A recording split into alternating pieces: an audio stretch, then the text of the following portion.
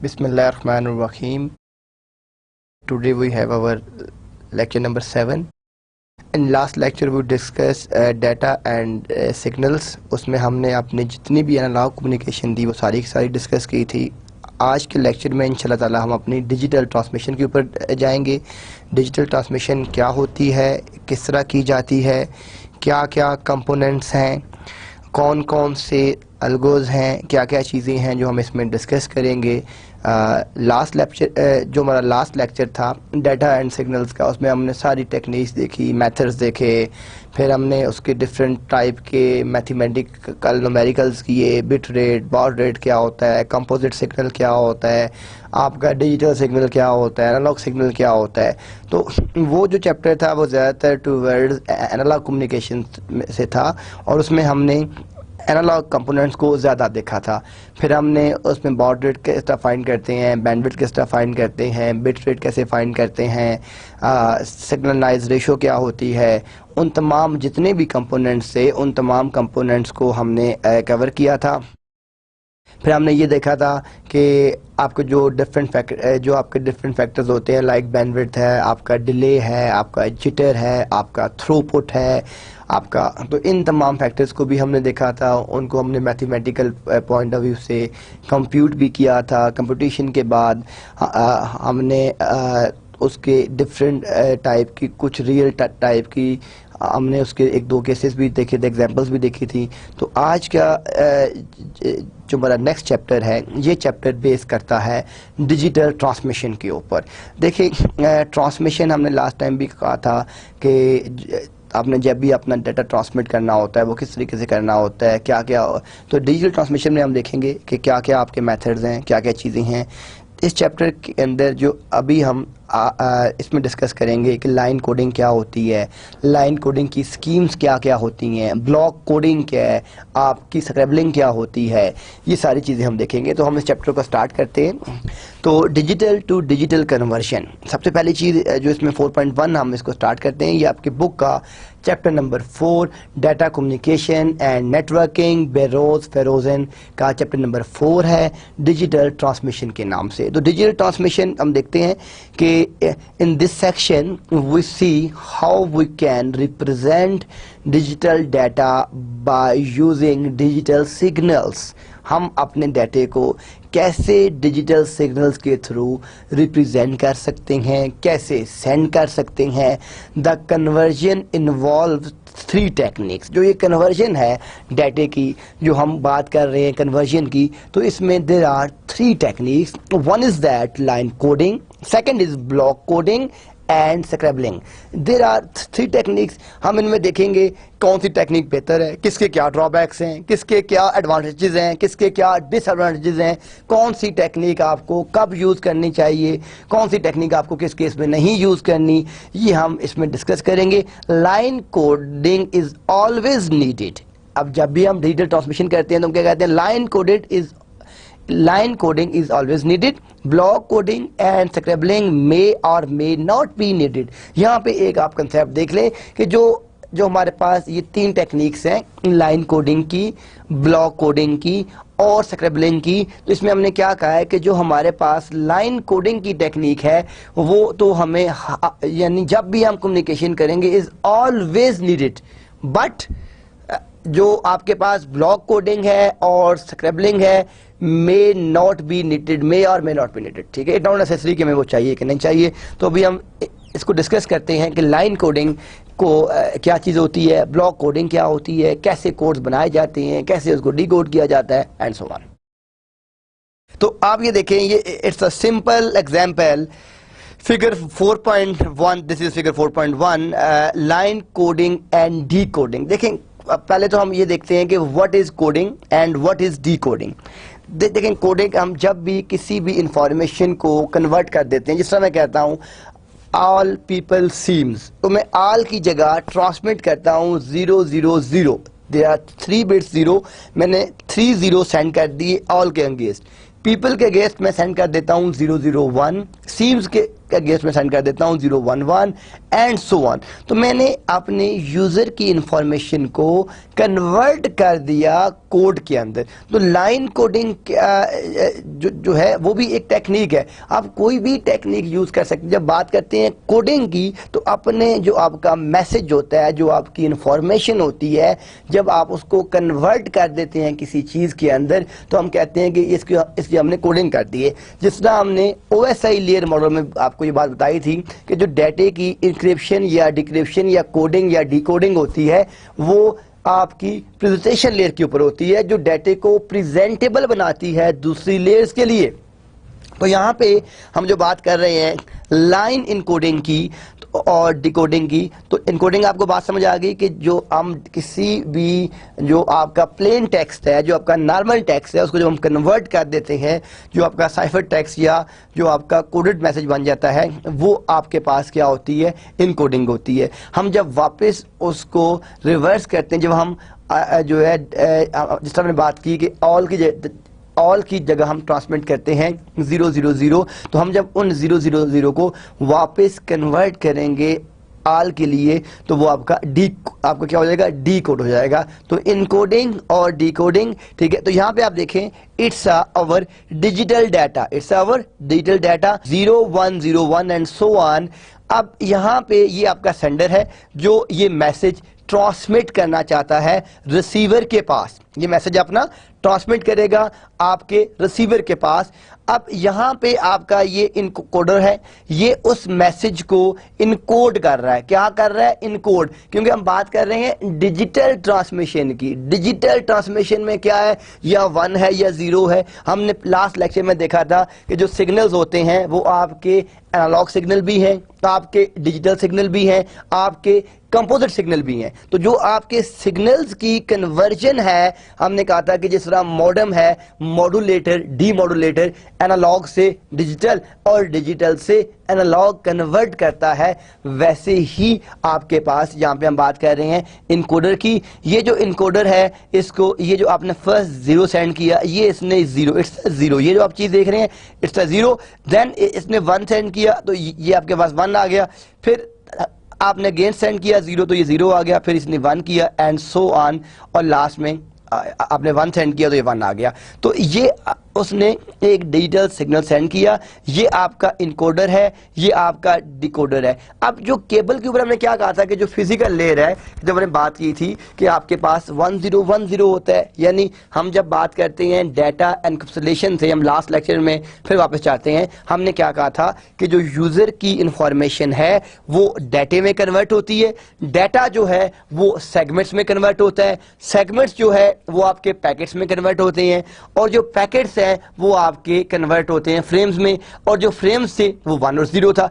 अब जो ये 1 और 0 है, ये एक डिजिटल सिग्नल है, और सिग्नल भी क्या चीज है, वो आपकी वोल्टेज है। वोल्टेज आपकी क्या चीज है कि वो आपका करंट लेवल है। हम उस वोल्टेज से देखते हैं कि आपने बिट को हाई करना है कि बिट को लो करना है। जिस तरह इलेक्ट्रिसिटी का है, या 1 या 0, आप स्विच को ऑन करते हैं तो लाइट आपकी ऑन हो जाती है, स्विच को ऑफ करते हैं तो लाइट ऑफ हो जाती है। हम ऑन को 1 कह देते हैं, ऑफ को 0 कह देते हैं। तो जस्ट लाइक यहाँ पे भी जो आप अपना डाटा सेंड कर रहे हैं, ये आपकी बिट 0 हो गई, ये 1 हो गई, तो ये आपका सेंडर हो गया, ये आपका इनकोडर हो गया, ये आपका डिकोडर हो गया, और ये आपका एक रिसीवर हो गया जो आपके डिजिटल, यहाँ पे आपने 101 सेंड किया, इसने इसको इनकोड किया एक डिजिटल सिग्नल में, और डिकोडर ने वापस उसको डिकोड कर दिया वापस डिजिटल डाटे में। जो आप अपना डाटा सेंड करना चाह रहे थे वो उसने उसको डिकोड करके वापस डिजिटल फॉर्म में कन्वर्ट कर दिया। तो आपकी इनकोडिंग और डिकोडिंग जो है, यानी इनकोडिंग जो हो रही है वो आपकी कहाँ पे हो रही है, वो आपकी सेंडर साइड पे हो रही है, और जो डिकोडिंग है वो कहाँ पे हो रही है, आपके रिसीवर एंड के ऊपर हो रही है। ये आपका लिंक है जिसके ऊपर आप अपना डाटा सेंड और रिसीव कर रहे हैं। तो it's the basic example of line encoding and decoding. कि लाइन इनकोडिंग में डाटा किस तरीके से इनकोड हो रहा है और वापस किस तरीके से डिकोड हो रहा है। अब आप देखें कि यहाँ पे हमारे पास जो नेक्स्ट जो हमारी फिगर है, signal elements versus data element. यानी एक तो हम बात करते हैं सिग्नल से ही डाटा आपका बन रहा है ना, बेसिकली जो आपका एनालॉग सिग्नल है, वोल्टेज लेवल्स हैं और वो रिप्रेजेंट कर रहा है कुछ डाटे को। तो अब यहाँ पे आप ये देखें कि ये जो आपकी फर्स्ट डायग्राम है, हम क्या कहते हैं, one data element per one signal element, R is equal to one. हम क्या कहते हैं, जो आपका आर है वो इज इक्वल टू वन है, जो आपका एक डाटा एलिमेंट किसको शो कर रहा है, पर वन सिग्नल एलिमेंट। तो आप ये देखें कि जब आप यहां से ये आपका अब इसमें जो आपका वन डाटा एलिमेंट आप देखें यहां से लेकर यहां तक ये जो आपका जीरो है, ये आपका वन डाटा एलिमेंट है। आपने ये वन ट्रांसमिट किया, फिर आपने जीरो ट्रांसमिट किया, फिर आपने वन ट्रांसमिट किया। तो ये आपकी यहाँ पे हमने आर का साइज क्या रखा है, हमने आर का साइज रखा है वन, और हम क्या ट्रांसमिट कर रहे हैं, वन सिग्नल एलिमेंट हम यहाँ पे ट्रांसमिट कर रहे हैं। आप इसके साथ देखें, आप बी डायग्राम में आ जाएं, one data element per to signal elements. यहाँ पे फिर जरा गौर करें, यहाँ पे हम बात कर रहे थे one data element per one signal element, यहाँ पे हम क्या बात कर रहे हैं, one data element per two signals. यहाँ पे हमने आर क्या रखा, R is equal to one by two. यहाँ पे आप देख रहे हैं कि ये जो आपका डिस्टेंस है ये सिग्नल का, या इसमें कितनी बिट्स आप ट्रांसमिट कर रहे हैं, यहाँ पे आप उतने ही साइज में यहाँ पे आप टू सिग्नल्स सेंड कर रहे हैं एलिमेंट्स। आप ये देखें, यहाँ पे आपका जो वन डाटा एलिमेंट है हमने इस पोर्शन को डिवाइड किया है। तो आप ये देख रहे हैं कि ये आपके पास वन डाटा एलिमेंट है, यानी आप क्या कह रहे हैं कि it's a two signal elements, it's a two signal elements. इसके बाद आप यहाँ पे आ जाते हैं, it's a two data elements. यहाँ पे आप क्या करते हैं कि two data elements per one signal is equal to R is equal to, यहाँ पे आपने क्या रख दिया, आर टू रख दिया। देखें यहाँ पे भी आप वन बिट सेंड कर रहे हैं, ये भी वन डाटा एलिमेंट है, लेकिन ये क्या है, ये आपके पास टू डाटा एलिमेंट्स है, आप टू बिट सेंड कर रहे हैं, ये टू बिट्स हैं, ये टू बिट्स हैं, ये टू बिट्स हैं। यहाँ पे आप क्या कहते हैं, आर इज इक्वल टू 4/3 और it's a four data elements, it's a four data elements आप जो सेंड कर रहे हैं वो फोर डाटा एलिमेंट्स सेंड कर रहे हैं। फोर डाटा एलिमेंट्स पर थ्री सिग्नल एलिमेंट्स, यानी आपके पास जो आर है वो 4/3 है, और जो आपके डाटा एलिमेंट्स जो आपके सेंड हो रहे हैं वो कितने हैं, वो आपके फोर आपके डाटा एलिमेंट्स हैं जो आप इसमें सेंड कर रहे हैं। अब हम इसी की एक साथ छोटी सी एग्जांपल देख लेते हैं। A signal is carrying data in which one data element is encoded as one signal element r is equal to 1। अगर आप प्रीवियस स्लाइड में जाएं वापस देखें तो हमने यहाँ पे डिफरेंट R1 भी लिया, R1/2 भी देखा, हमने यहाँ पे R इज इक्वल टू 2 भी देखा और R इज इक्वल टू 4/3 भी देखा। अब इन तमाम यानी जहाँ पे हमने R1 लिया, 1/2 लिया, 2 लिया, इन तमाम को देखने के लिए जब हम यहाँ पे देखते हैं तो यहाँ पे हम क्या अज्यूम कर रहे हैं, R is equal to 1। It's okay. If the bit rate is 100 kilobits per second, अब आपको जो बिट रेट है that is 100 kilobits per second, what is the average value of the baud rate if C is between 0 and 1। यहाँ पे आपसे क्या चीज पूछी गई है, what is the average value.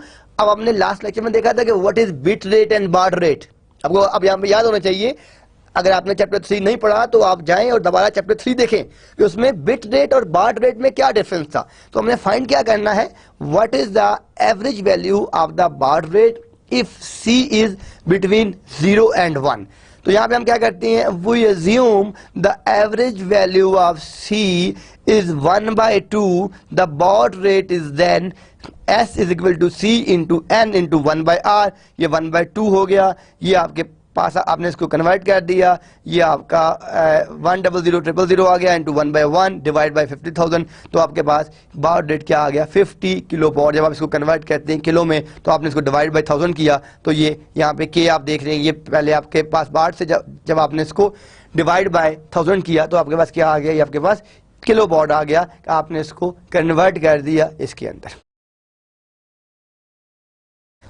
यहाँ पे हमारे पास जो कंसेप्ट आता है, although the actual bandwidth of a digital signal is infinite, although the the actual bandwidth of a digital signal is infinite. हम उसको मेजर नहीं कर सकते. The effective bandwidth is finite. जो आपकी वो bandwidth जो आपके लिए effective है, that is finite. जो आप यूज करना चाहते हैं, 4 मेगाबाइट्स चाहिए आपको, 20 मेगाबाइट्स चाहिए आपको, 30 मेगाबाइट्स चाहिए, जो आपको एक्चुअल बैंडविड्थ चाहिए, जो आपने यूज करनी है, जिसको आपने यूटिलाइज करना है, वो आपके पास इतनी है, वो आपके पास फाइनाइट होती है. तो कंसेप्ट यहाँ पे क्या बन गया, या आपका थंब रूल क्या बन गया कि the actual bandwidth of a digital signal is infinite, the effective bandwidth is finite. जो आपको इफेक्टिव चाहिए वो आपकी फाइनाइट होगी. अब यहाँ पे हम एक और एग्जांपल देखते हैं. लास्ट लेक्चर चैप्टर नंबर 3 में हमने शनन और न्यूक्विस्ट थ्योरम दोनों देखे थे कि न्यूक्विस्ट के लिए क्या फार्मूला था, शनन के लिए क्या फार्मूला था, और वो कैसे कैलकुलेट किए जाते थे. तो यहाँ पे हम उसी को देखते हैं. अब बेटा मैंने आपको पहले दिन ये बात बताई थी कि इसके अंदर जितनी भी चीज़ें हैं, अगर आप लास्ट लेक्चर सुने बगैर नेक्स्ट लेक्चर पे चले जाएंगे तो वो कुछ भी समझ नहीं आएगा. जो आप अगर एक लेक्चर को सुनते हैं, जो उसके क्वेश्चंस हैं वो करें, बुक का चैप्टर रीड करें, ये लेक्चर सुने, फिर आपको कुछ आइडिया होगा. लेकिन अगर आप डायरेक्टली लेक्चर सुनेंगे, बुक भी रीड नहीं करते, उसके क्वेश्चंस नहीं करते, एग्जांपल्स नहीं करते, तो आपको समझना आपके लिए थोड़ा सा डिफिकल्ट हो जाएगा. क्योंकि जो नेटवर्किंग की फील्ड है, ये हर चैप्टर दूसरे के साथ लिंक है. आपने अगर लेयर्स नहीं पढ़ी तो आपको आगे डाटा एनकैप्सुलेशन समझ नहीं आएगी. वो समझ नहीं आएगी तो आपको डाटा एंड सिग्नल्स का नहीं पता चलेगा. वो समझ नहीं आएंगे आपको डिजिटल ट्रांसमिशन नहीं आएगी. वो नहीं आएगी तो आपको मीडिया का समझ नहीं आएगा. मीडिया समझ नहीं आएगा तो आपको आईपी एड्रेसिंग नहीं आएगी. आईपी एड्रेसिंग नहीं आएगी तो राउटिंग नहीं आएगी. राउटिंग नहीं आएगी तो स्विचिंग. ये सारा लिंक्ड है. सो आप हर चीज को साथ साथ कैरी ऑन करें, पढ़ते रहें, ताकि आपकी बेस जो है वो लिंक रहे और आपको चीजें समझ आती रहें. तो यहाँ पे क्या चीज है, the maximum data rate of A channel. आप इसमें चैप्टर 3 उसको देख सकते हैं, हमने लास्ट टाइम उसको पूरा कवर किया. Is n max is equal to 2 into b into log 2l defined by the Nyquist. ये जो चैप्टर नंबर 3 में था उसने ये डिफाइन किया हुआ है. Does this agree with the previous formula for n max? क्या आप इससे एग्री करते हैं, yes or no? अब क्या सोल्यूशन है?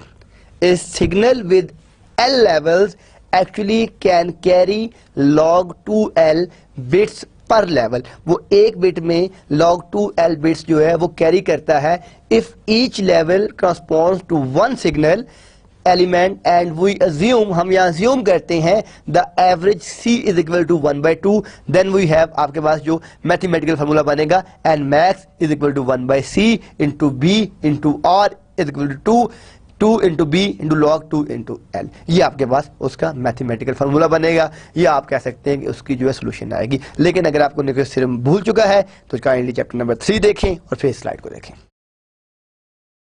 तो यहाँ पे आप देख रहे हैं कि effect of lack of synchronisation.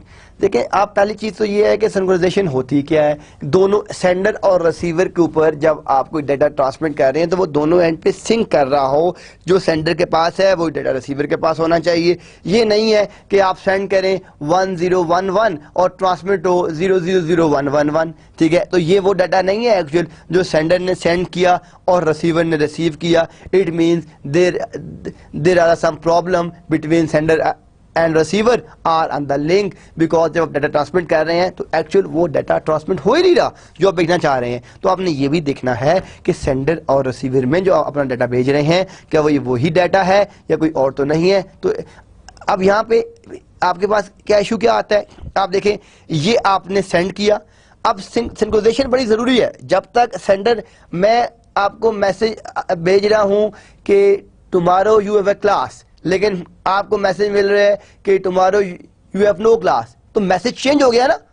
तो ये जो बात है, जब तक आपका सिंक्रोनाइजेशन का प्रोसेस नहीं होता, सेंडर और रिसीवर के ऊपर एक जैसा डाटा नहीं जाता, तब तक जो आपके पास नेटवर्क है उसके अंदर एक प्रॉब्लम रहेगा, उसमें एक कम्युनिकेशन का इशू रहेगा. तो उसको रिमूव करने के लिए, दूर करने के लिए, आप ये देखें, पहले यहाँ पे आप इसको समझें कि मैं सेंड क्या कर रहा हूं. मैं सेंड करता हूं 1, फिर 0, फिर 1 1 0 0 0. आप देख रहे हैं कि high bit is a 1, then it's a 0, then it's a 1, then again 1, then it's 0, then again 0, then again 0, then 1, and so on. On the receiver end, on the receiving side, the system is receiving some like that. It's receiving, it's 1, it's fine, because we send 1 is 1. We send 0, but here receive is 1. Then we 0, there is 1, then is 1, is same, then 1.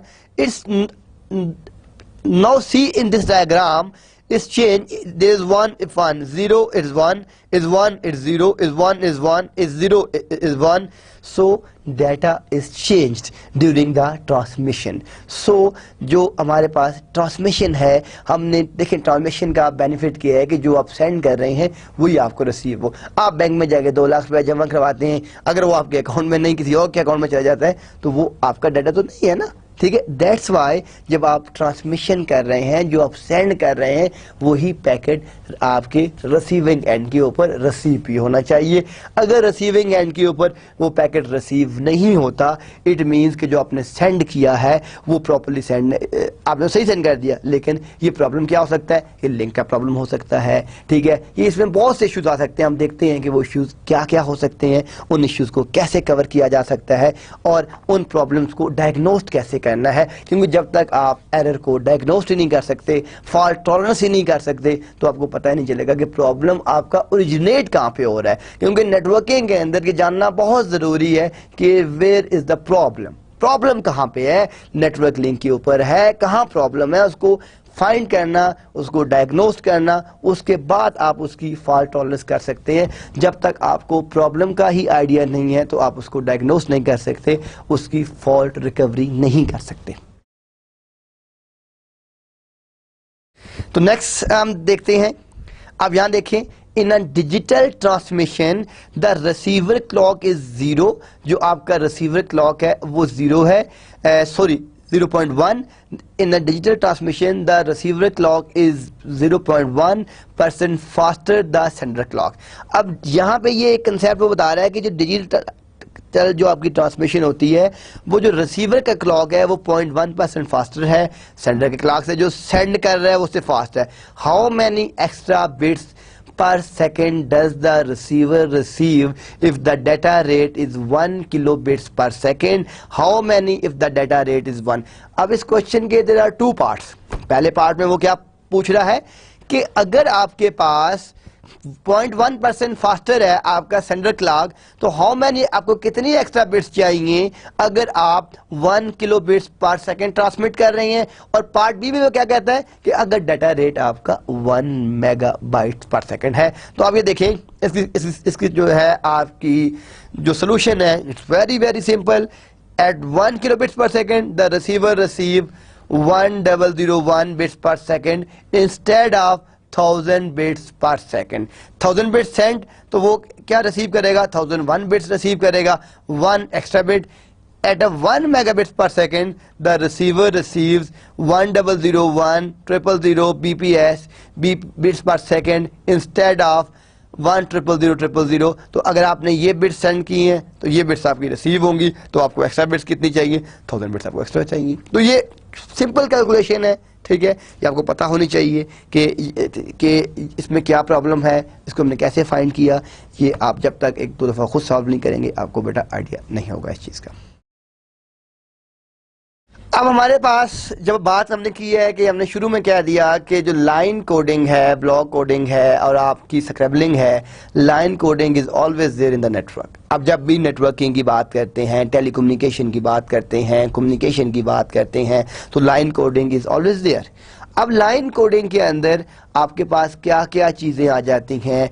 First आ जाता है unipolar, then polar, then bipolar, then multi level, then multi transition. अब ये वो चीज़ें हैं unipolar में, ये वो लाइन कोडिंग की वो डिफरेंट टेक्निक्स हैं, डिफरेंट मेथड्स हैं जो हम यूज़ करते हैं फॉर द डाटा ट्रांसमिशन. अब जो यूनिपोलर है इसको हम NRZ भी कहते हैं, नॉन रिटर्न जीरो भी कहते हैं. पोलर को NRZ, RZ, biphase, Manchester and differential Manchester इसमें यूज होता है। बायोपोलर में AMI हम यूज करते हैं। मल्टी लेवल में 2B, 1Q, 8B, ये डिफरेंट आपके लाइन कोडल।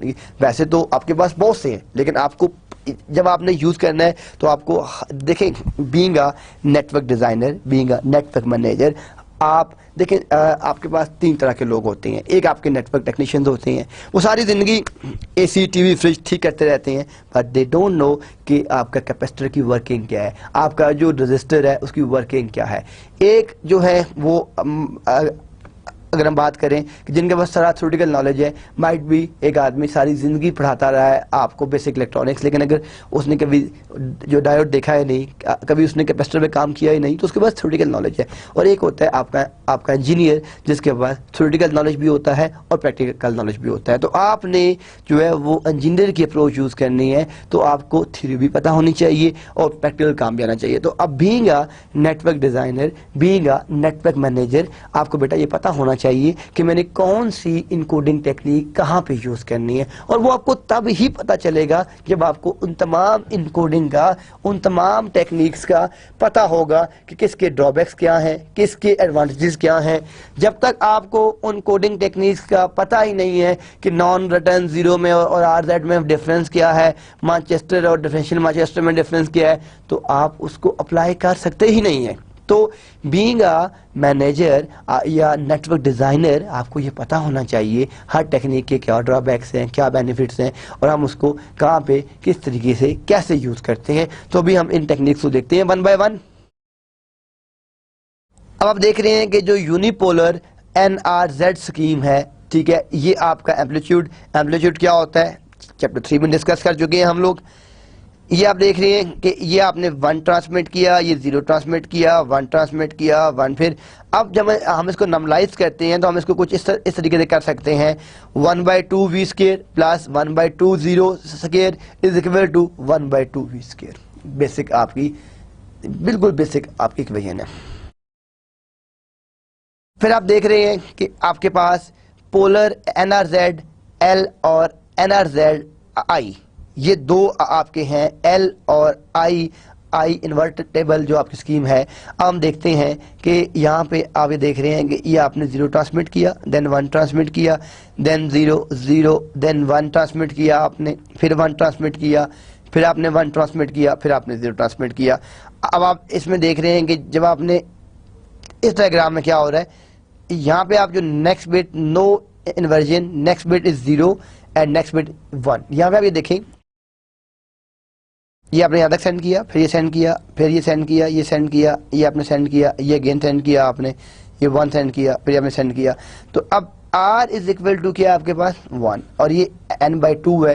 तो जो आपका कुछ ग्राफ बनता है, आप देख रहे हैं कि 0.5 और 1 कुछ आपकी इस तरह से आपकी बैंडविड्थ बनती है। ये आपकी 0 है, ये 1 है, ये 2 है, ये FN है। तो इस तरीके से आप इसका जो आपका ग्राफ बनता है उसको ड्रॉ कर सकते हैं, देख सकते हैं कि ये किस तरीके से काम कर रहा है, इसकी क्या प्रॉब्लम। यहाँ पे जो आपके पास कंसेप्ट आता है in non return zero L, the level of the voltage determines the value of the bit. In NRZ I, the inversion or the lack of inversion determines the value of the bit. जो आपके पास इसमें जो rule है वो हम क्या discuss कर रहे हैं कि in RZL the level of the voltage determines the value of the bit, और NRZI हम की बात कर रहे हैं determines the value of the bit। तो ये बेटा जो रूल है ये आपको पता होना चाहिए, क्योंकि हम विदाउट रूल्स इसको आगे मजीद आपको समझ नहीं आएगी कि ये क्या चीज़। सेकेंड रूल क्या है, NRZL and NRZI both have an average signal rate of N/2 BD। अब दोनों को जो एवरेज सिग्नल रेट है वो क्या होता है N/2, ठीक है, N/2 BD, ठीक है, ये आप दोनों का एवरेज सिग्नल रेट है जो हम इसमें यूज करते हैं। फिर नेक्स्ट क्या है, NRZL and NRZI both have a DC component problem। अब यहाँ प्रॉब्लम क्या आ गया कि इन दोनों का जो प्रॉब्लम है NRZL में भी एक प्रॉब्लम है और NRZI में भी प्रॉब्लम है और दोनों में कंपोनेंट प्रॉब्लम है। अब कंपोनेंट प्रॉब्लम क्या होता है अभी हम आगे डिस्कस करते हैं। उस प्रॉब्लम को आप किस तरीके से रिमूव करेंगे, उसमें क्या क्या आपके इश्यूज आते हैं, क्या क्या प्रॉब्लम आते हैं, उनको अभी हम नेक्स्ट स्लाइड में देखते हैं।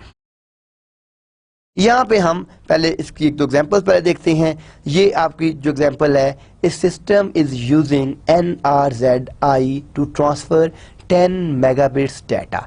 एक NRZI को यूज करते हुए एक सिस्टम जो है वो आपका 10 मेगाबिट्स डाटा जो है वो ट्रांसमिट करता है।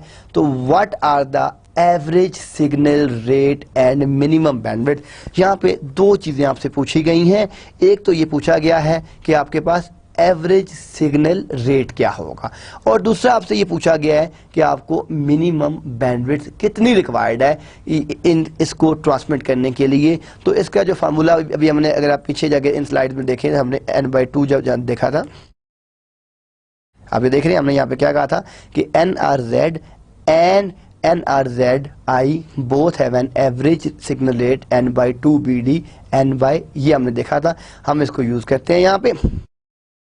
The average signal rate is S is equal to n/2, वो हमने बैक से पिक किया 500 kilowatt. The minimum bandwidth for this average baud rate is B min is equal to S is equal to 500 kilowatts.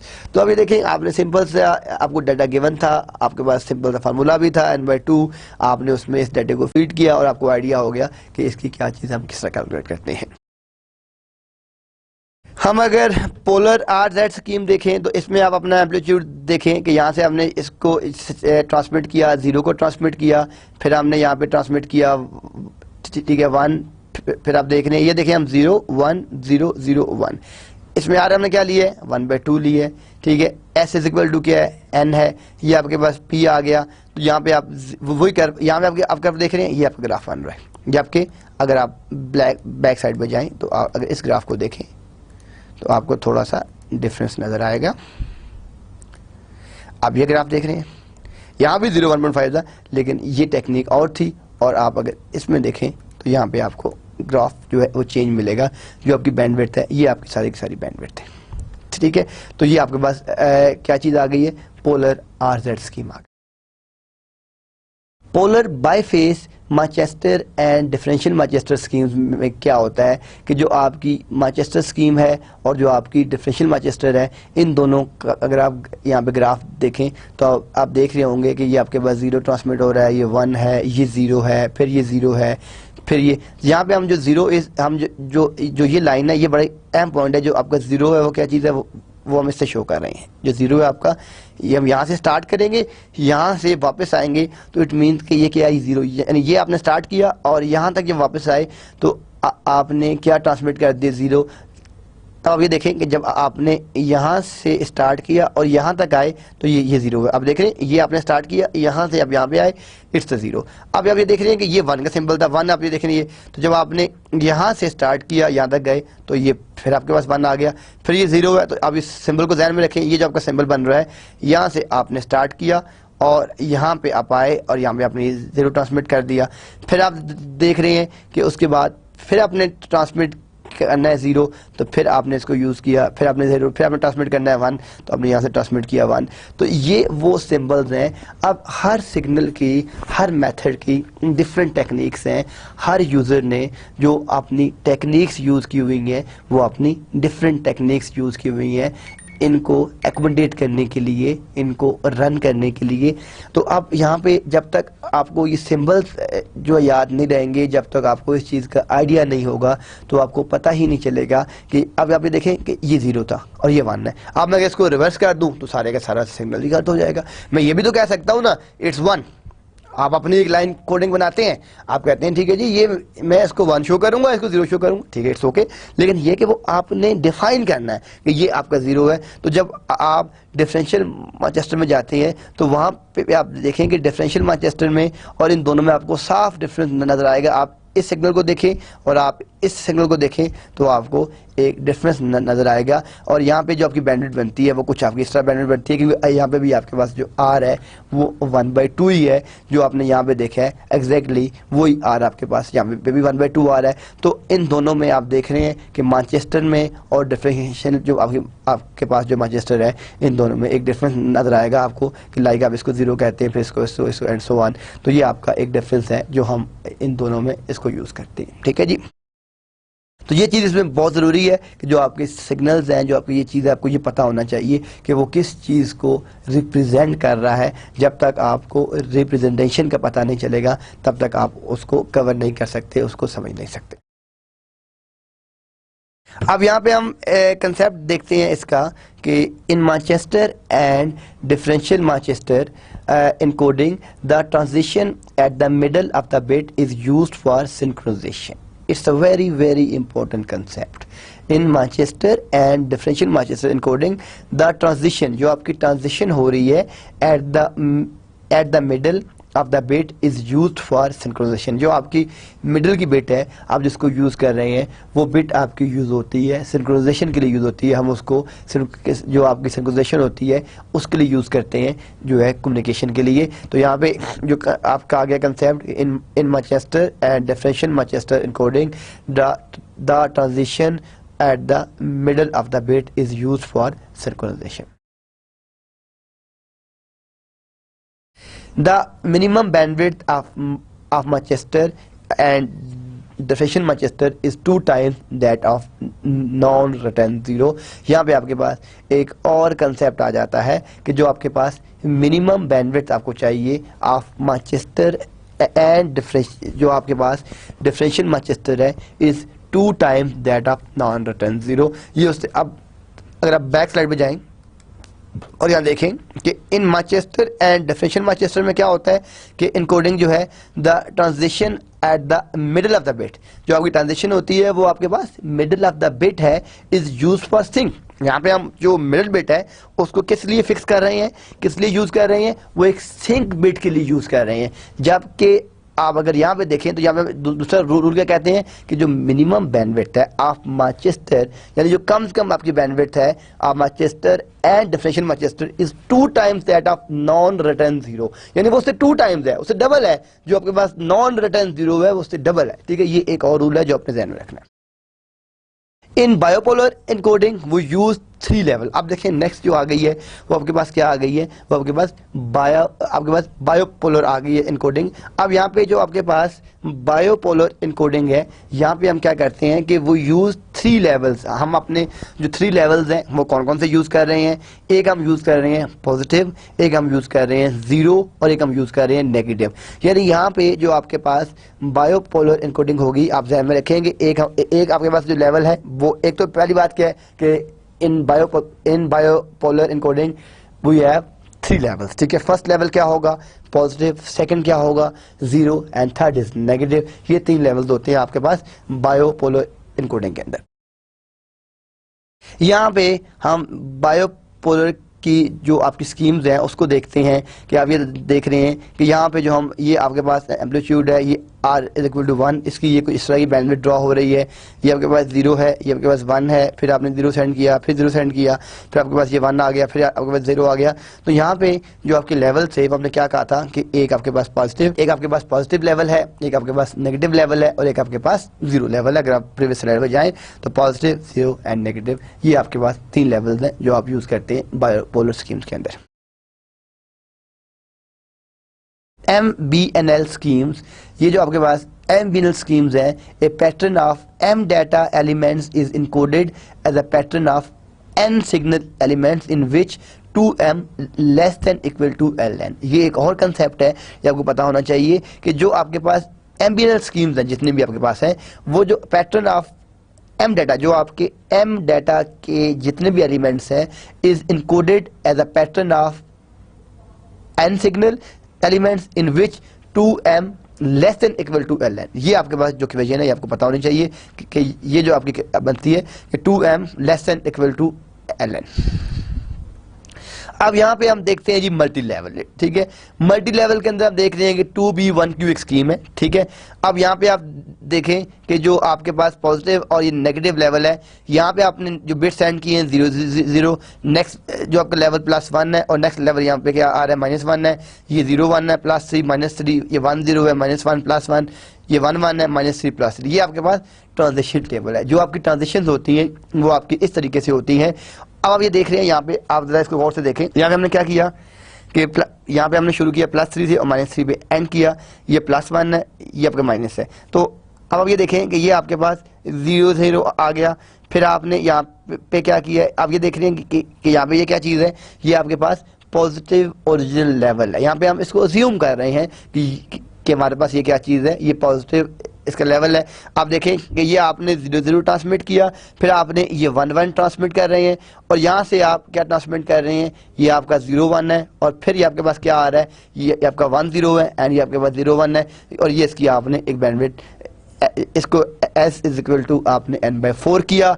ये आपके पास 1.50 है, ये 0 1/2 1 और इसकी आपने एक बैंडविड्थ ड्रॉ कर ली। तो यानी इसके अंदर जो मेन चीज़ है वो आपको क्या चीज़ नज़र आ रही है कि ये आपके पास जो लेवल्स हैं आपके पास, ये आपके पास जो लेवल है +1 है, ये -1 है, ये +3 है, ये -3 है, ये -1 है, ये +1 है, ये -3 है, ये +3 है। तो ये आपके पास डिफरेंट लेवल्स हैं जो हम यूज़ करते हैं मल्टी लेवल 2B1Q में।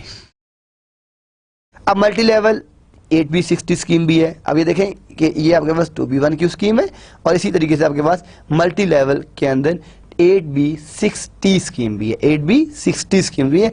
तो ये देखें बहुत सी स्कीम्स हैं, लेकिन मैं वही आपको इस लेक्चर के स्टार्ट में बताया कि बीइंग अ नेटवर्क डिज़ाइनर और अ नेटवर्क मैनेजर, आपको ये हर स्कीम का पता होना चाहिए। लेकिन आपने ये देखना है कि अगर मैंने इस तरह की इनकोडिंग स्कीम बनानी है तो कौन सी मेरे लिए बेस्ट है, क्योंकि हर स्कीम के कुछ ड्रॉबैक्स भी हैं और कुछ उसके एडवांटेजेस भी हैं। अब आपने ये देखना है कि जो आपका कोड होगा, जो आपका नेटवर्क होगा, वो उसमें जिस स्कीम में आपको ज़्यादा एडवांटेजेस मिले और कम ड्रॉबैक्स मिले, आप उसको ऑप्ट करेंगे। बिकॉज वैसी कोई भी एक आपको स्कीम नहीं मिलेगी कि जिसमें आप कहेंगे 100% आपके एडवांटेजेस हैं और ड्रॉबैक कोई भी नहीं है। हर एक के साथ आपका ट्रेड ऑफ है। आप लैपटॉप लेने जाते हैं तो आप उसमें क्या करते हैं, एक ट्रेड ऑफ करते हैं। आपका अगर बजट है 50,000, ठीक है, तो आप क्या करेंगे कि शायद उसमें कुछ उसमें अगर आप i Core 7 लेना चाह रहे हैं तो माइट भी आप 5 पे आ जाएं, और अगर आप 7 ही लेना चाहते हैं तो फिर अगर आप 7 ले रहे हैं तो जहाँ पे आपको 8GB रैम चाहिए वहाँ पे फिर आप 4GB भी आ जाएंगे। यहाँ पे आपको 2.7 GHz चाहिए, माइट भी आप 2.2 पे आ जाएंगे। तो ये आपके पास क्या है, ये आपके पास एक ट्रेड ऑफ है जो आप अपना ट्रेड ऑफ करते हैं कुछ पैरामीटर्स के साथ। तो इसी तरीके से जो इनकोडिंग आपकी स्कीम्स हैं, ये डिफरेंट स्कीम्स हैं, उसमें से आपने वो टेक्निक, वो मेथड यूज़ करना है कि जो आपकी रिक्वायरमेंट के ऊपर पूरा उतर रहा है कि आपकी रिक्वायरमेंट्स क्या है, आपको किस तरह की इनकोडिंग स्कीम चाहिए। तो जो मल्टी लेवल आपके पास 8B60 स्कीम है, आप ये देखें कि इसमें हम क्या कह रहे हैं, ये प्लस वोल्टेज है, ये 0 है, ये माइनस वोल्टेज है। तो ये आप -0 प्लस, तो ये आपने ट्रांसमिट यहाँ पे किया, ठीक है। इसमें आप क्या ट्रांसमिट कर रहे हैं, 0 0 0 1 0 0 एंड 1 ट्रांसमिट कर रहे हैं और ये आपके पास इन्वर्टेड पैटर्न आ रहा है। यहाँ पे आपके पास क्या आ रहा है, ये आपका इन्वर्टेड पैटर्न आ रहा है यहाँ पे आपके पास। अब नेक्स्ट क्या है मल्टी लेवल पे, देखिए मल्टी लेवल की डिफरेंट टेक्निक्स हैं। पहले आपने टेक्निक क्या देखी, 2B1Q देखी, फिर हमने 8B60 स्कीम देखी है, फिर हम क्या देख रहे हैं 4DPEM5 स्कीम, ये आपके पास थर्ड स्कीम है। अब आप इसमें देखें कि ये आपके पास वो डाटा था, ठीक है, 0 0 0 0 1 1 1 1 एंड 0। आपके पास जो लिंक है दैट इज 1 Gbps, ठीक है। अब यहाँ आप देख रहे हैं, यहाँ पे आप जो फर्स्ट वायर है वो आपके पास 250 मेगाबिट्स की है, ये सेकंड वायर है ये आपके पास 250 मेगाबिट्स की है, थर्ड भी आपके पास इतने की है। बिकॉज ये अगर चारों को आप सम अप करें 250 megabits plus 250 megabits plus 250 megabits plus 250 megabits तो ये बनेगा 1000 मेगाबिट्स, और अगर आप इसको कन्वर्ट कर लें गीगा में तो ये बन जाएगा 1 गीगाबिट्स। तो ये आपके पास जो लिंक था, जो आपके पास 1000 मेगाबिट्स पर सेकंड का लिंक था, आपने इसको कन्वर्ट कर लिया 1 गीगाबिट्स पर सेकंड के अंदर। तो अब आपने ये 4 लिंक्स बना दिए, यानी 4 वायर्स कर दी हैं, ये आपने ए कर दी, ये आपके पास यहाँ पे क्या है, ये वायर 1 आ गई, ये आपके पास यहाँ पे वायर 2 आ गई, ये वायर 3 आ गई और ये वायर 4 आ गई। तो ये आपके पास multi level 4DPEM PEM5 scheme है। अब यहाँ पे आप देख रहे हैं कि मल्टी लेवल हमने यहाँ पे ख़त्म किया। फर्स्ट हमने ये किया कि मल्टी लेवल 2B1Q देखा, फिर हमने 8B6T को देखा, फिर हमने 4D PEM5 को देखा, और उसके बाद हम आगे मल्टी ट्रांजेक्शन के ऊपर आगे। अब जो आपके पास मल्टी ट्रांजेक्शन है ये क्या है, ये आपके पास MLT3, इसमें जो फर्स्ट आ गई है वो आपके पास क्या है, MLT3 स्कीम। अब यहाँ पे आप देखें थोड़ा सा ये ट्रिकी है, ये ट्रिकी के हवाले से है। पहले हम ये देखते हैं यहाँ पे कि ये आपके पास क्या आ रहा है, ये आपके पास ये प्लस वोल्टेज है, ये 0 वोल्टेज है, और ये आपके पास माइनस। ये आपके पास एक टिपिकल केस है कि अगर हम यूं सेंड करें 0 1 यहाँ पे सेंड किया 0 1 1 0 1 1, इट्स आवर टिपिकल केस। ठीक है, अब यहाँ पे हम देखते हैं कि इस केस के अंदर आपका वर्स्ट केस क्या बन सकता है। ये आपका वर्स्ट केस कुछ बन रहा है। तो अब ये आपके पास डिफरेंट ट्रांजिशंस क्या होती हैं, आप लोगों ने थ्योरी ऑफ ऑटोमेटा का कोर्स पढ़ा होगा या कंपाइलर कंस्ट्रक्शन का कोर्स पढ़ा होगा, तो उसमें आपने देखा होगा कि आपकी डिफरेंट स्टेट्स होती हैं। अब स्टेट्स जिस तरह आप अपनी DFT डायग्राम बनाते हैं डेटाबेस के अंदर, एंटिटी रिलेशन डायग्राम बनाते हैं, तो ऑटोमेटा में आपकी स्टेट्स होती हैं। ठीक है, वो जो स्टेट्स हैं आप ये देखें।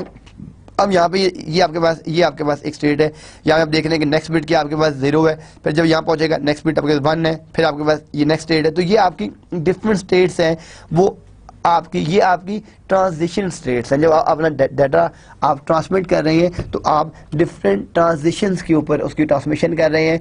तो वो जो आपकी डिफरेंट जितनी भी स्टेट्स हैं, जो आपकी ट्रांजिशन स्टेट्स हैं जिसमें आप अपना डाटा सेंड और रिसीव कर रहे हैं, वो जो आपकी ट्रांजिशंस हैं वो आप ये देख रहे हैं। यहाँ पे हम ये कहते हैं ये इट्स 1, इट्स 2, इट्स 3। तो ये इनके थ्रू आप अपना जितना भी डाटा करते हैं इसको हम मल्टी आपकी जो मल्टी ट्रांजेक्शन्स क्या होंगी, जहाँ पे आपके पास मल्टीपल ट्रांजेक्शन्स हैं वो आपकी मल्टी ट्रांजेक्शन होगी। तो यहाँ पे हम क्या यूज कर सकते हैं, MLT3 स्कीम यूज करते हैं। अब ये हमने जितनी भी एनकोडिंग देखी है, जो लाइन एनकोडिंग की बात कर रहे हैं, तो अगर हम इसकी एक समरी देखें तो हम क्या कहते हैं कि जो यूनिपोलर है ये NRZ है, इसकी बैंडविड्थ जो एवरेज बैंडविड्थ है वो क्या है, B=N/2 है। कॉस्टली, बहुत कॉस्टली है।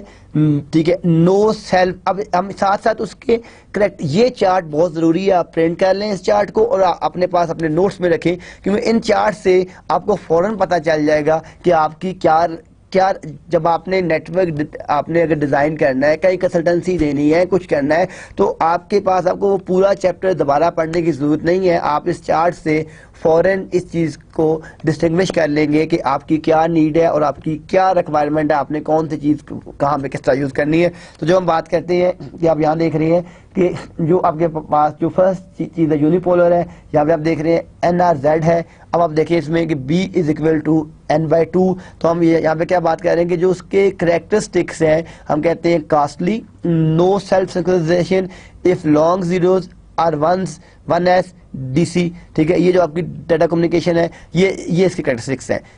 अब जो यानी यूनिपोलर में एक तो ये चीज़ आ गई। अब यूनिपोलर में ये आपकी कैटेगरी यूनिपोलर ही है, लेकिन हम NRZ स्मेल यूज कर रहे हैं, इसमें की बेनिफिट भी वो है। इसमें क्या, इसमें भी वही सेम, ये कास्टली ज़्यादा नहीं है, ये तो कास्टली भी है। No self sync if long zeros are 1s DC। ठीक है, तो ये आपके पास नो सेल्फ, लेकिन ये ज़्यादा कास्टली नहीं है। फिर आपके पास NRZ-I है, इसकी भी जो आपके पास बैंडविड्थ है वो वही है, ये भी आपकी जो है नो सेल्फ सिंक है। फिर आपके पास बाईफेस है, इसकी बैंडविड्थ क्या है, B=N है। इसमें आपको DC नहीं रिक्वायर्ड, लेकिन बैंडविड्थ आपको बहुत हाई चाहिए। जब भी आप बाईफेस यूज करेंगे तो अगर आपके पास हाई बैंडविड्थ है, बैंडविड्थ का कोई प्रॉब्लम नहीं है। जैसे पाकिस्तान में बैंडविड्थ का बहुत बड़ा इशू है, क्योंकि आप जितनी ज़्यादा बैंडविड्थ लेंगे, यहाँ बैंडविड्थ बहुत ज़्यादा कास्टली है। बाहर की कंट्रीज़ में आपकी बैंडविड्थ जो है वो ज़्यादा कास्टली नहीं है, इसलिए बाहर तो आप बैंडविड्थ को यूज़ कर सकते हैं ज़्यादा। पाकिस्तान में या इस तरह की जो कंट्रीज़ हैं वहाँ बैंडविड्थ का थोड़ा सा इशू है, तो आपने ये टेक्निक देखनी है इसको कि आपकी क्या नीड्स हैं और क्या रिक्वायरमेंट्स हैं। ठीक है, बायोपोलर में AMI है, इसकी बैंडविड्थ B=N/2 है। 2B1Q की B=N/4 है। ठीक है, फिर आपके पास जो मल्टी लेवल में हमने 3 देखे हैं, ये तो आपके पास केस में आ रही है, ये तो आपके पास बायोपोलर में आ रही है AMI। तो जो मल्टी लेवल है इसमें हमने देखा है 2B, इसमें 1Q देखा है। फिर हमने इसमें 8B6T देखा है, इसकी बैंडविड्थ ये है। फिर हमने 4D PEM5 देखा है, इसकी बैंडविड्थ ये है। फिर हमने मल्टी लाइन देखा है जिसमें हमने MLT3 देखा है जिसकी बैंडविड्थ दी है, तो हमने ये सारी चीज़ें भी देखनी है कि आपको कौन सी चीज़ कैसी कहाँ पे क्या चीज़ आपको रिक्वायर्ड है और आपने उसको किस तरह लेके चलना है। ये उसकी समरी है, आप इस समरी से जो है वो देख सकते हैं, ठीक है, फाइंड कर सकते हैं कि आपके लिए कौन सी चीज़ आप किस नेटवर्क में कौन सी टेक्निक जो है यूज़ करना चाहते हैं। हमने बात की थी कि block coding is normally refer to as MB divide by NB coding. It replace each M bit group with an N bit group, यानी जो M बिट का ग्रुप था हमारे पास, हम उसको रिप्लेस करते जाएंगे N बिट के साथ। तो ये आपके पास हर एक बिट को हम M को N के साथ जो है साथ साथ चेंज करते जाएंगे। ये देखें, ये उसकी ब्लॉक कोडिंग उसका कंसेप्ट आ गया। अब ये देखेंगे ये division of a stream into M bits. यहाँ हम क्या कर रहे हैं कि जो हमारे पास M बिट्स हैं हम उसको कर रहे हैं कि ये आपके पास 1 1 0 1, ये 0 0 0 1, ये आपके पास 0 1 0.11। तो आप ये देख रहे हैं कि ये M बिट टू इसमें N बिट कर रहे हैं। तो हम क्या कर रहे हैं, सब्स्टिट्यूशन क्या चीज़ होती है, हर एक करैक्टर के साथ मैं अगर A ट्रांसमिट करता हूं तो मैं उसके अगेंस्ट वहां B कर दूं, तो मैंने सब्स्टिट्यूशन कर दी है। हर एक करैक्टर की जगह आप उसको चेंज कर दें, सब्स्टिट्यूट कर दें कि अगर आपने A सेंड करना है तो मैंने A की जगह 1 कर दिया, B सेंड करना है तो मैं C कर दिया। या मैं ये कहता हूं कि मेरी की साइज 3 है, अब मैं जो भी अल्फ़ाबेट सेंड करूंगा उसको +3 करके करें। मैंने अगर सेंडर ने सेंड किया A तो वहां पे B C D, बिकॉज की क्या है 3, तो 3 बिट के गैप के साथ वहां पे क्या ट्रांसमिट होगा D। मैं यहाँ ट्रांसमिट करता हूँ B, वहां पे क्या ट्रांसमिट होगा E। मैं यहाँ पे ट्रांसमिट करता हूँ C, वहां पे क्या होगा F एंड सो ऑन। तो यहाँ पे आप देख रहे हैं कि जो आपके पास सब्स्टिट्यूशन है कि ये आपके पास जो आपकी यहाँ पे M बिट आ रही है, इसको हमने क्या किया है कि जो आपके पास अब N बिट है उसके साथ सब्स्टिट्यूट किया है। तो यहाँ में क्या आ रहा है 0 1 0 एंड सो ऑन। ये आपकी N बिट्स हैं, ये फिर आप ये आपकी M बिट्स हैं, इनको आपने N बिट के साथ कर दिया। ये M बिट है, इनको आपने N बिट के साथ कर दिया। ये M बिट है, इसको आपने N बिट के साथ कर दिया। Combining N bits group into stream, हमने उसको एक स्ट्रीम में कंबाइन किया है। तो ये क्या आपके पास ये बेसिक जो आपकी ब्लॉक कोडिंग का कंसेप्ट है जो हमने यहाँ पे आपको बताया इस प्रीवियस स्लाइड में कि ये आपके पास क्या चीज़ है कि MB/NB। देन आपके पास जो दो बहुत ही कॉमन कोडिंग आपकी स्कीम्स है, इसके अंदर एक आती है 4B 5B। ये बहुत ही ज़्यादा कॉमन हम यूज़ करते हैं, and with NRZ-I line coding scheme.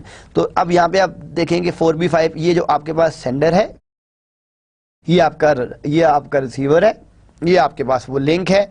अब ये 4B 5B आपने यहाँ पे डाटे को इनकोड किया, यहाँ पे ये नॉन रिटर्न 0B। अब यहाँ पे आपने 4B के साथ NRZ देखें, जितनी भी एक बात याद रखें, जितनी भी आप ज्यादा इनकोडिंग यूज करेंगे बैंडविड्थ वेस्टेज भी होगी और टाइम कंज्यूमिंग भी है। देखें, आपने प्लेन टेक्स्ट सेंड कर दिया, फॉर एग्जांपल हम ये कहते हैं एक यूनिवर्सिटी है, जो स्टूडेंट आता है वो उससे कोई वहाँ पे चेक एंड बैलेंस नहीं है, उसको अंदर आने दिया जाता है, ठीक है। लेकिन वहां में हम बाहर गार्ड खड़े कर दें और कहें कि अपना कार्ड शो करें, तो अब क्या होगा कि वो कार्ड देखेगा, उसको अंदर जाने देगा, तो वहां पे कुछ टाइम, अब थोड़ा सा टाइम ज़्यादा लग जाएगा। लेकिन अगर वहां पे हम फिंगरप्रिंट स्कैनर लगा दें कि हर स्टूडेंट आएगा वो अपना फिंगरप्रिंट वहां देखेगा, अगर वो लेजिटिमेट फिंगर होगा तो आपका गेट आपका ओपन हो जाएगा।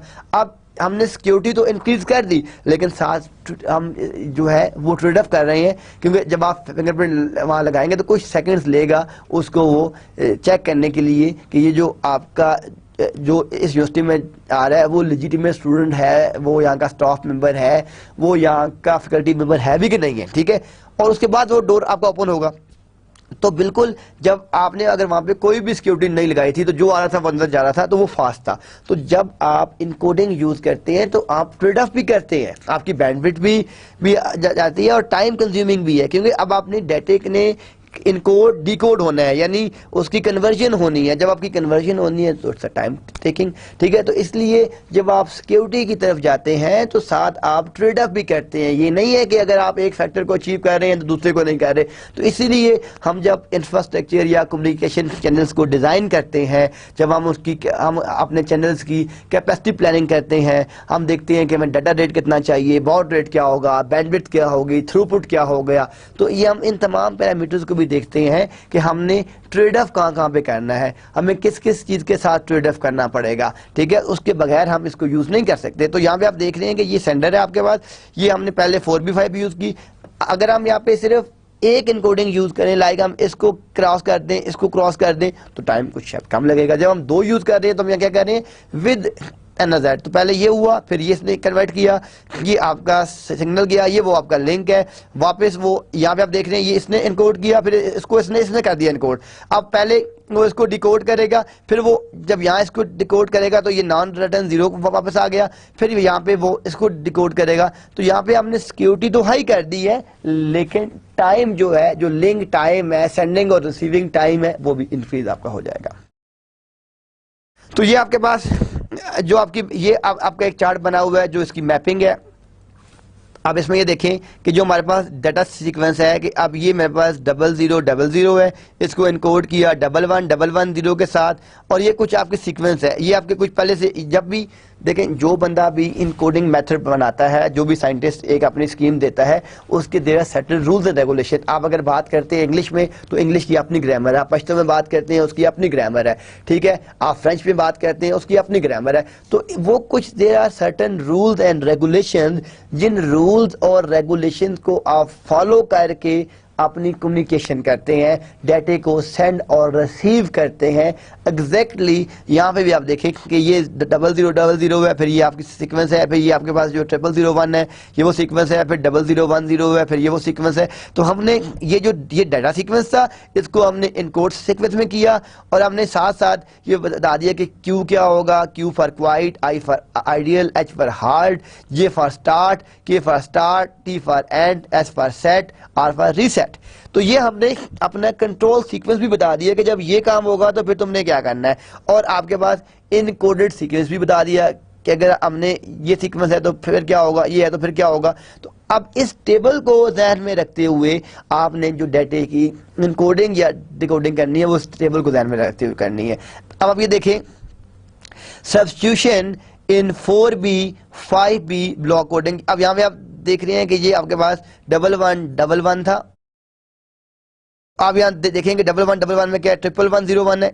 तो यहाँ पे क्या आपके पास जो है वो आप देख रहे हैं कि 1111, एक मिनट है नहीं प्लीज, प्रीवियस। तो ये आपके पास क्या आ रहा है, 1101, ये आपके पास, सॉरी, ये आपके पास 1111 है, तो इसका ये है, मैं सॉरी मैं इसका देख रहा था, इसका ये देखें, ये आपके पास 1111 है, तो आप ये देख रहे हैं यहाँ पे क्या ट्रांसमिट हुआ, 1101। अब ये इसने कहाँ से पिक किया है, ये इसने, ये आपके पास 1111 था तो क्या आ गया 1101, क्या हुआ 1101, 11, ये आप देख रहे हैं क्या हुआ 1101, ठीक है। अब आपने 0000 की आप जगह देख रहे हैं, आप क्या ट्रांसमिट कर रहे हैं 1110। तो आप अगर बैक स्लाइड में जाएं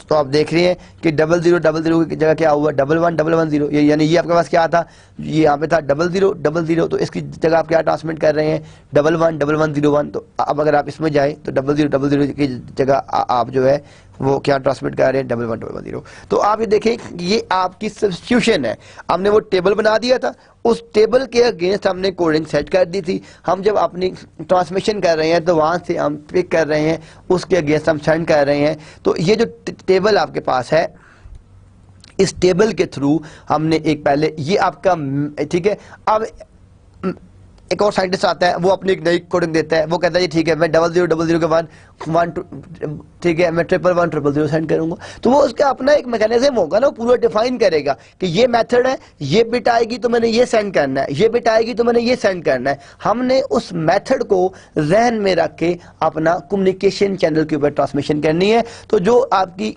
4B 5B थी, आपको बात समझ आ गई कि हमने इन तमाम ब्लॉक कोड्स को वहां उस टेबल से पिक किया, इसके साथ मैप किया और डेटे को हम सेंड और रिसीव कर रहे हैं। अब यहां पे आपके पास इसकी एग्जांपल एक हम देख लेते हैं कि we need to send data at 1 megabits per second rate. हमने डाटा सेंड करना है 1 मेगाबिट्स पर सेकंड रेट के ऊपर। What is the minimum required bandwidth? आपसे क्या पूछा गया है कि मिनिमम बैंडविड्थ क्या होगी, using a combination of 4B 5B and NRZI or Manchester coding, यानी 4B5B तो बताना ही बताना है, इनमें से या NRZEI हो या मैनचेस्टर कोडिंग हो, ये आपका क्वेश्चन है। जब तक आपको क्वेश्चन समझ नहीं आएगा आप जो है सोल्यूशन की तरफ जा ही नहीं सकते। तो हम यहाँ क्या करते हैं, हम इसको देखते हैं इसकी जो है सोल्यूशन किस तरह है। First 4B5B block coding increases the bit rate to 1.2 mega. जो 4B5B है वो इंक्रीज कर देगा बिट रेट, कहां तक ले जाएगा 1.25 मेगा। आपने पीछे उस टेबल में देखा था कि वहां पे वो इंक्रीज कर रहा था। The minimum bandwidth using NRZEI is N/2। अब ये अगर आप वापस चले जाए इस टेबल के अंदर,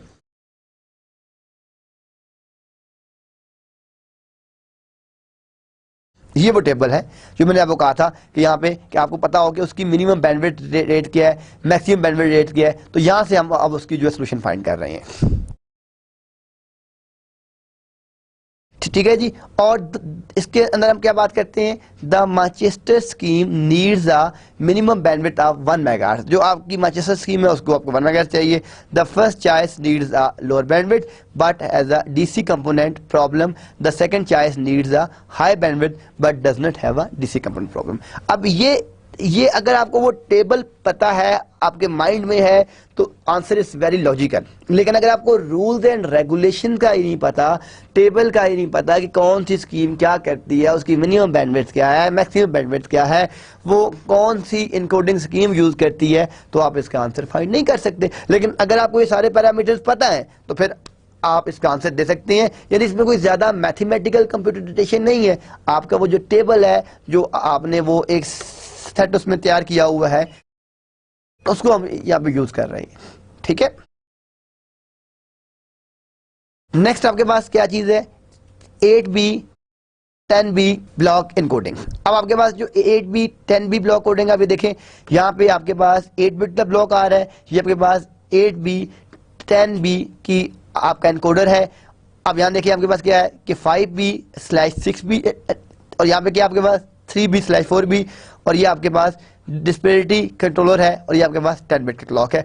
अब इससे पहले हमने 4B5B देखा था। अब हम यहाँ पे क्या देख रहे हैं, हम 8B 10B देख रहे हैं कि अगर आपने 8B और 10B की जो है ब्लॉक एनकोडिंग करनी है तो वो किस तरीके से करनी है। यहाँ पे हमने उसको देखा है कि आपके पास 8B और जो 10B की जो आपकी ब्लॉक एनकोडिंग है वो किस तरीके से हो रही है। इसके बाद आपके पास जो है ठीक है, इसके बाद क्या चीज़ है, AMI यूज विद स्क्रैबलिंग। हमने कहा था लाइन कोडिंग है, स्क्रैबलिंग है। ठीक है, शुरू में हमने देखा था। अब यहाँ पे आपके पास क्या है, ये आपके पास एक सेंडर है, ये आपके पास वायलेटेड डिजिटल सिग्नल है, और ये आपका रिसीवर है जो इसको मॉडिफाई कर रहा है। ये मॉडिफाई AMI इनकोडिंग है, ये मॉडिफाई AMI ये उसको मॉडिफाई कर रहे हैं। ठीक है, उस ठीक है, यहाँ पे हम क्या चीज यूज कर रहे हैं, स्क्रैबल यूज कर रहे हैं। ठीक है, ये जो आपके पास सेंडर था, ठीक है, ये आपका वायलेटेड डिजिटल सिग्नल जो उसको वायलेट कर रहे हैं। ठीक है जी। नेक्स्ट आपके पास जो चीज है वो क्या चीज है कि 2 केसेस ऑफ B8ZS। अब यहाँ पे हम 2 डिफरेंट केसेस देख रहे हैं जो आपकी स्क्रैम्बलिंग टेक्निक्स को यूज कर रहे हैं।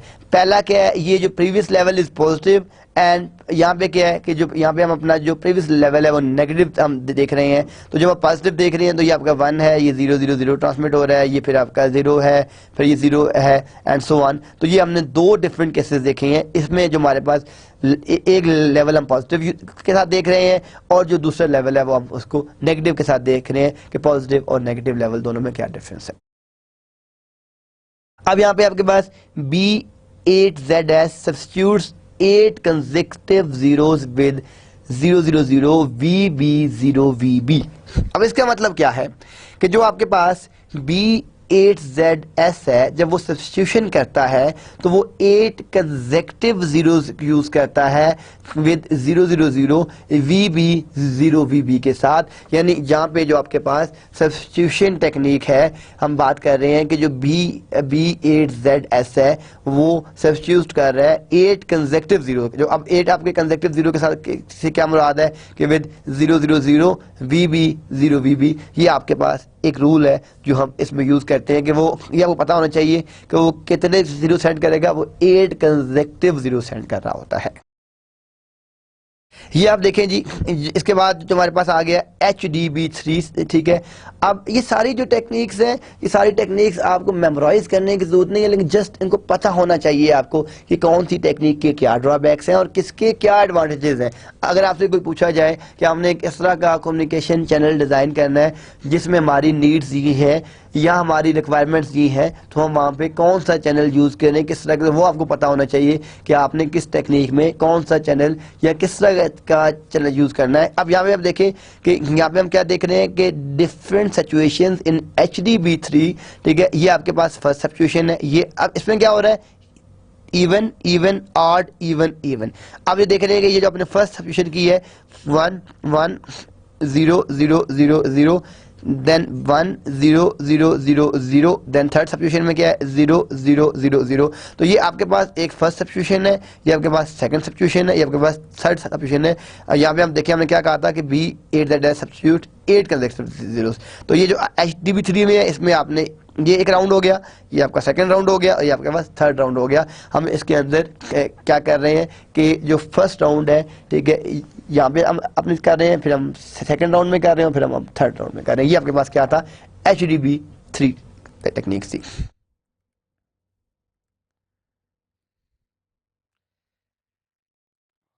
देन आपके पास HDB जो 3 है, substitute 4 consecutive zeros with 000V or B00V depending on the number of non-zero pulses after the last substitution। Rule क्या आ गया आपके पास जी कि अगर आपके पास HDB3 है, वो सब्स्टिट्यूट कर रहा है 4 consecutive zeros को with 000 वोल्ट और B00 volt depending on the number of non zeros के, उसके अंदर कितने नॉन जीरोस हैं उस चीज पे डिपेंड कर रहा है।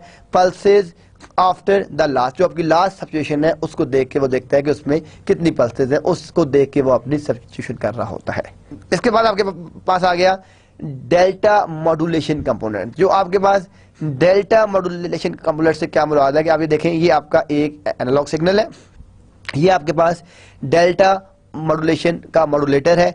ये अब आपने सेंड किया तो ये आपके पास, ठीक है, जब आपने यहाँ सेंड किया ये आपका डिले यूनिट है, ठीक है, ये आपका स्टेयरकेस मेकर है, ये आपका कंपैरेटर है, और यहाँ पे आपने उसने क्या किया, उसको डिजिटल डेल्टा में कन्वर्ट कर दिया, यानी एनालॉग को आपने डिजिटल डेल्टा में कन्वर्ट कर दिया। जिस तरह हम अपने बात करते थे कि मॉडम जो है वो आपका मॉड्यूलेटर और डीमॉड्यूलेटर है, जो मॉड्यूलेशन को जो एनालॉग को डिजिटल में कन्वर्ट करता है और डिजिटल को वापस एनालॉग में कन्वर्ट करता है।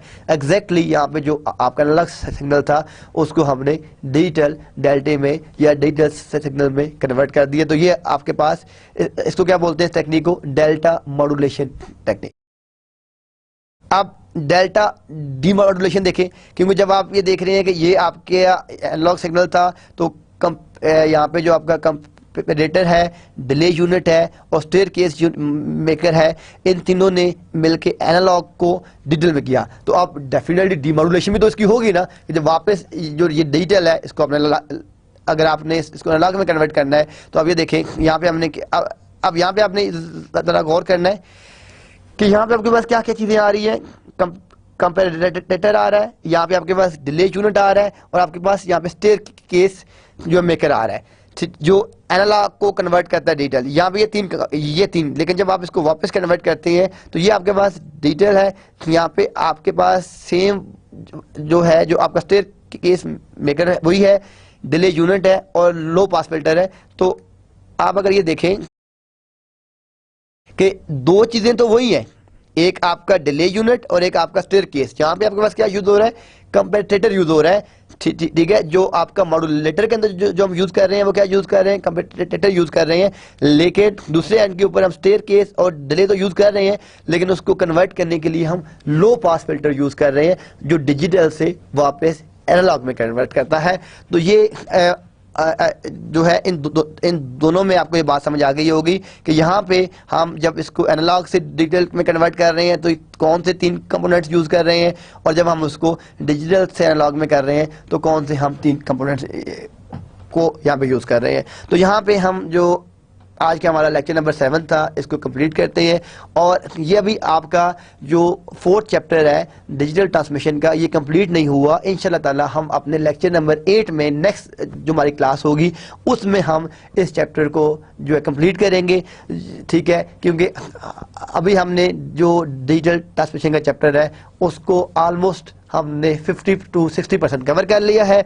नेक्स्ट इंशाल्लाह लेक्चर में हम इस चैप्टर को जो है कंप्लीट करेंगे, जिसमें हम अपनी डिजिटल ट्रांसमिशन की जो कुछ बाकी टेक्निक्स रह गई हैं वो किस तरह यूज़ होती हैं, उनके क्या बेनिफिट्स हैं, क्या ड्रॉबैक्स हैं, वो इंशाल्लाह ताला हम अपने नेक्स्ट लेक्चर में देखेंगे। तब तक के लिए अल्लाह हाफिज़।